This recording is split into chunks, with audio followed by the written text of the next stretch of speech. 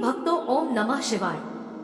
आज हम जानेंगे कैलाश पर्वत शिव निवास के बारे में, जिससे सुनने से आपको पारिवारिक जीवन में उन्नति तथा सुख संपत्ति का मार्गदर्शन होगा।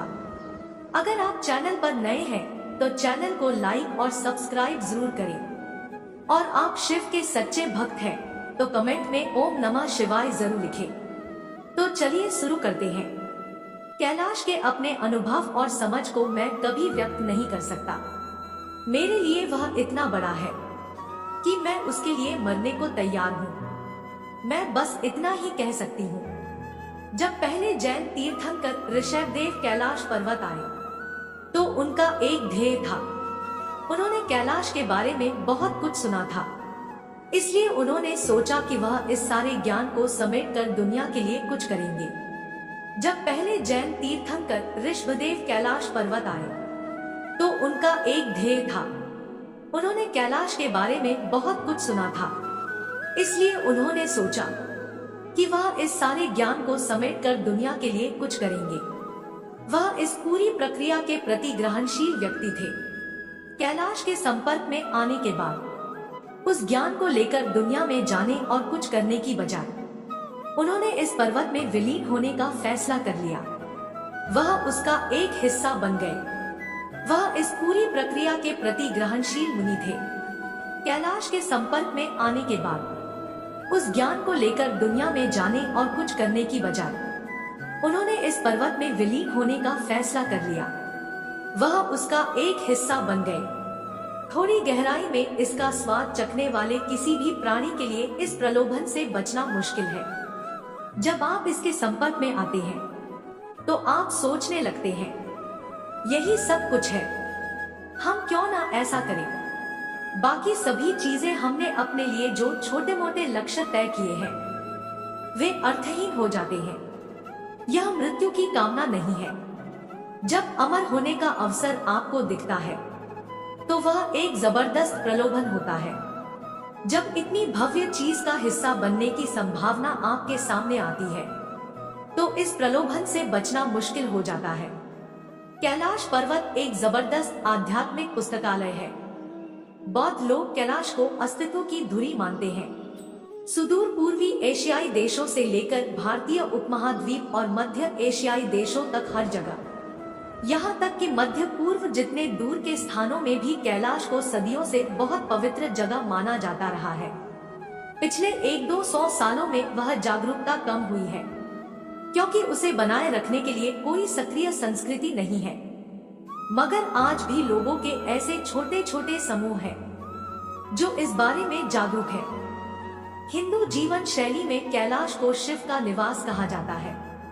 योगिक संस्कृति में हम शिव को ईश्वर की तरह नहीं देखते। हम उन्हें प्रथम योगी या आदियोगी मानते हैं। साथ ही वह आदिगुरु या प्रथम गुरु भी थे। उन्होंने सबसे पहले अपने प्रथम 7 शिष्यों, जिन्हें बाद में सप्तऋषि कहा गया, को योगिक विज्ञान का ज्ञान सौंपा। शिव वे महानतम रहस्यवादी या आध्यात्मिक गुरु है जिन्हें हम जानते हैं। शिव का निवास कहने का मतलब यह नहीं है कि चट्टानों में खोदने या बादलों में ढूंढने पर वह आपको मिल सकते हैं। इसका मतलब यह है कि वह जो कुछ जानते थे वह कैलाश पर्वत में एक खास ऊर्जा रूप में सुरक्षित है। उन्होंने इस चोटी को अपने ज्ञान की मचान के रूप में चुना। शिव का ज्ञान और क्षमता सब कुछ कैलाश में अब भी जीवंत है, जिसे आप प्राप्त कर सकते हैं स्वयं शिव से शुरू करके। बहुत से महान योगियों ने कैलाश में अपना ज्ञान संरक्षित करने का फैसला किया। ऋषभदेव, बौद्ध धर्म के संतों, 2 महानतम बौद्ध गुरु, अगस्त्य मुनि, नयनमान, सभी ने कैलाश पर्वत को अपना ज्ञान संरक्षित करने के लिए चुना। दुर्भाग्यवश धरती के ज्यादातर रहस्यवादी अगर अपना 1 या 2% काम भी अपने आसपास के लोगों के साथ साझा कर लें तो वे बहुत भाग्यशाली हैं। बहुतों को इतना करने का भी अवसर नहीं मिलता, इसलिए वे हमेशा अपने काम को किसी ऐसी जगह सुरक्षित रख देने का फैसला करते हैं जहां इंसानों की बहुत आवाजाही न हो, मगर साथ ही जो लोग जाना चाहें वे वहां तक पहुंच सके। कैलाश ऐसी ही जगह है। यह पूरी तरह अगम्य नहीं है, मगर वहां जाना बहुत कठिन है, जिसके कारण बहुत से लोग वहां नहीं जा पाते। भारत में ऐसी कई जगह हैं। दुर्भाग्यवश बोध की स्पष्टता से जो ज्ञान प्राप्त होता है, उसे ग्रहण करने के लिए लोगों को तैयार करना बहुत आसान नहीं है। आप अपने आसपास के लोगों के लिए जो कुछ करते हैं, वह बहुत सीमित होता है। इसकी वजह सामाजिक प्रतिबंध और लोगों के सामने आने वाली वैयक्तिक समस्याएं, मनोवैज्ञानिक और भौतिक सीमाएं तथा कर्म के बंधन है। एक या दो ऐसे लोगों को तैयार करना जो आपके सारे ज्ञान को ग्रहण करने में सक्षम हो बहुत दुर्लभ है। बहुत कम ऐसे भाग्यशाली गुरु हुए हैं। बाकियों को सामाजिक नियमों तथा सीमाओं और लोगों की सीमाओं के दायरे में ही काम करना पड़ता है, इसलिए उनके ज्ञान का एक छोटा हिस्सा भी साझा नहीं हो पाता। इस स्थिति में पत्थर बहुत ग्रहणशील होते हैं। ऐसी बहुत सी जगहें हैं जहां रहस्यवादियों ने अपना ज्ञान सौंपा, मगर कैलाश उनमें सबसे विशिष्ट है। सौंपे गए ज्ञान की मात्रा और विविधता के अर्थ में कैलाश सबसे महत्वपूर्ण है। तीर्थ यात्रा का मूल उद्देश्य उन विश्वासों को थोड़ा कमजोर बनाना है जो आपने अपने बारे में बना रखे हैं। पहाड़ पर चढ़ाई या पर्वतारोहण जैसे साहसिक कार्य का मकसद हमेशा अपने अंदर उपलब्धि की भावना लाने के लिए होता है, ताकि हम खुद को बड़ा महसूस कर सकें। मगर तीर्थयात्रा का मकसद खुद को छोटा करना है। यात्रा के दौरान चलने, पहाड़ों पर चढ़ने और प्रकृति की बेहद मुश्किल परिस्थितियों का सामना करने की प्रक्रिया में हम खुद नगण्य हो जाते हैं। प्राचीन काल में तीर्थयात्राओं की अधिकतर जगह ऐसी होती थी जहां तक पहुंचने के लिए इंसान को बहुत शारीरिक व मानसिक मेहनत और कठिनाइयों का सामना करना पड़ता था।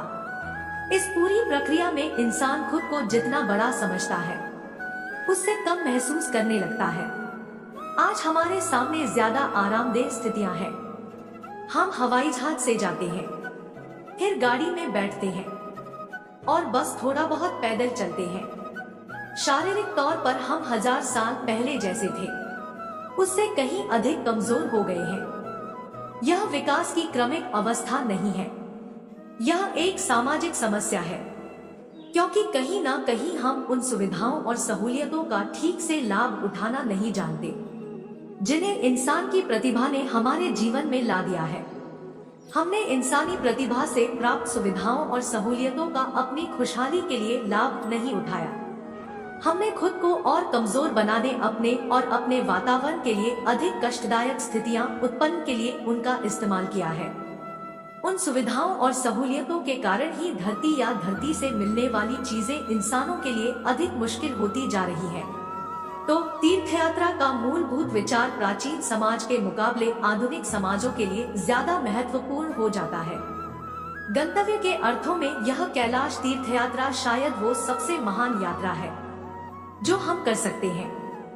उम्मीद है आप सभी को ये वीडियो अच्छी लगी हो। अगर आप शिव के सच्चे भक्त हैं तो चैनल को सब्सक्राइब और वीडियो को लाइक जरूर करना। कमेंट में हर हर महादेव जरूर लिख देना।